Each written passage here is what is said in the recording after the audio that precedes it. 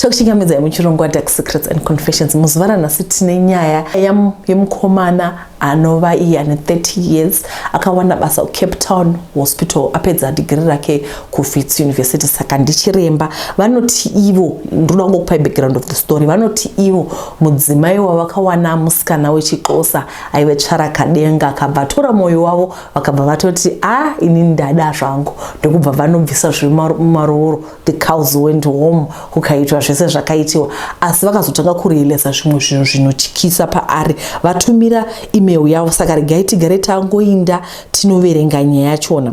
On this particular day, hanzi musi takatsvaka mhinduro muofisi make. Ofisi yakanga iri downstairs, door richibva ravhurika. Ndakadongorera mukati ndokuona ropa rainge rakaoma. Aive akatsikitsira pasi senyoka achiridza muridzo. Muviri wake wainge wakakochekerana asi achimonyoroka. Kumonyoroka kwenzira isingawisisiki kuita kunge nyoka. Ndakatarisa kudaro ndichibva ndavhunduka. Maziso ake akasanduka kuita yellow achipenya. Aive nemakwamba anopenya paganda rake. Chiso chake chakareba kushanduka kuita chiso chenyoka. Ndakaoma mitezo, ndakamira pamukova, ndakatadza kutiza. Takabva tatarisana. Ndakanzwa kutya. Ipapo chiedza chakapenya kunge lightning. Ndakubva ndanyatsokuona kuti uyu ndiye mudzimai wangu. Ndakadzokera kumashure uye ndichibatwa nekutya. Mukadzi wangu aive mudziyo wemweya yerima. Ndaifanira kutiza asi ndaiendepi kubva pane mweya uyu. Ndakatendekwa kuti nditize. Ndakanzwa inzwi richizevezera, haufi wakandisiya. Ndakatendeuka kuti nditize asi kuseka kwake kwakaita maungira mukoridho. Haukwanisi kutiza. Ipapo mweya une simba waisaoneka wakazevezera. Dzokera. Hana yangu yairova. Ndakazeza ndokutanga kunyawaira ndichidzoka kudhomo. Akasvika pamusiwo neruzha rwaityisa. Nyoka yaive hombe yakananaira ichinozvimonera pamuviri wake. Nekutya ndakaramba ndakatarisa. Ipapo nyoka yaive yakasunga ndokuona muviri wake sewaremara. Mumuromo mukabuda muridzo ndokuzvambarira hake, asi nawo zvaisanzwisisika. Nyoka iyi yakarutsa mari yaive yakawanda iri ma-US dollars. Apa dutu remari iri rakamukomberedza kunyangwe aiita seaisafema.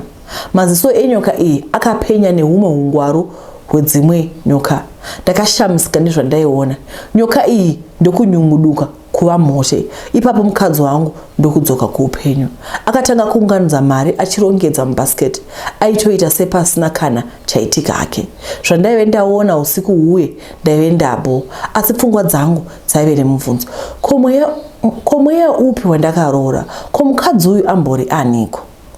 Ndakapinda hangu murumu mangu ndikakiya mukova kuti ndirare zvakaramba. Kutya chaiko kwaive kwandibata. Rima raive panze raita serapinda mumba richida kundimedza. Chandaiziva ndaifanira kutiza, asi ndaizonova ndepi? Ko akazviziva kuti ndakuziva zvakavanzika zvake. Ave MuXhosa ndakamuona ari mukicheni achinyemwerera. Wamuka sei ndiye? Sepaive pasina chaive chamboitika. Ndakavhiringika kuti chaive chokwadi here chandaona kana kuti kwaingova kurota. Ndakapukuta maziso angu chida kubvisa kutya kwandaive nako. Kuti ndizvo chingaa chokwadi kuti anoita zvemweya yerima. Ndangariro dzeusiku hwainge hwapfuura dzaingopisha namupfungwa dzangu. Mari yakarodzwa neunhu hwake husina unhu. Pfungwa dzangu dzaingopishana. Ndingava ndakurasika njere here kana kuti kurota, asi mufananidzo wemaziso enyoka ndiwo wairamba uchinditambudza. Ndakaedza kukangama kuzviudza kuti kwaingwa kurota hachaingava chokwadi, asi pakadzikadzika ndaiziva kuti pane chisina kujeka chete. Ndakapinda mumba yekubikira akandikwazisa hake. Wamuka sei ndiye? Warara mushe? Moyo wangu wakabva waenda kure. Ndakazongosekererawo kuti zviite ndarara mushe waita basa, asi pfungwa dzangu dzaizevezera kuti uri kugara nemutorwa. Ndakafunga kuti saka zvingani zvimwe zvakavanzika.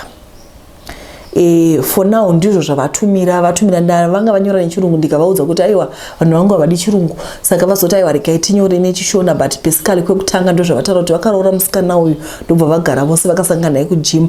Asi iye zvino vakuona zvinhu zvinotyisa. Anyway, handizivi kuti zvinhu izvi makamboona zvazvo here kana kuti chiri kuitika. Vanokomenta vaya uye mukomende mutiudze kuti chii chiri kuitika apa.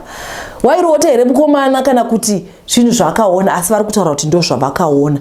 Saka tichadzoka zvene part 2 tichatsobvunza kuti chii chakazonyatsoitika, asi zvino imbosara makabata ipo pano ndo part 1 yatinayo. Todzoka tinodzoka.